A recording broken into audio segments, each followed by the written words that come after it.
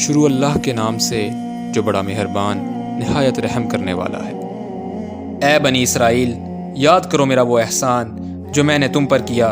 اور تم میرے ساتھ کیے ہوئے عہد کو پورا کرو۔ میں تمہارے ساتھ کیے گئے عہد کو پورا کروں گا، اور مجھ ہی سے ڈرتے رہو، اور ایمان لاؤ اس قرآن پر جو میں نے نازل کیا ہے، جو تصدیق کرتا ہے اس تورات کی جو تمہارے پاس ہے، اور تم سب سے پہلے اس کا انکار کرنے والے نہ بنو، اور نہ بیچ ڈالو میری آیتوں کو تھوڑے سے معاوضے میں، اور مجھ ہی سے ڈرو، اور حق کو باطل کے ساتھ گڈ مڈ نہ کرو،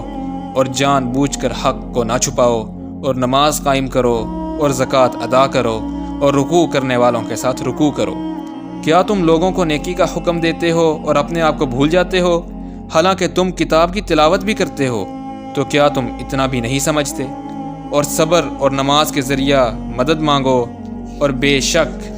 وہ نماز بہت بھاری ہے مگر ان لوگوں پر نہیں جو عاجزی کرنے والے ہیں، جو یقین رکھتے ہیں کہ بے شک وہ اپنے رب سے ملنے والے ہیں،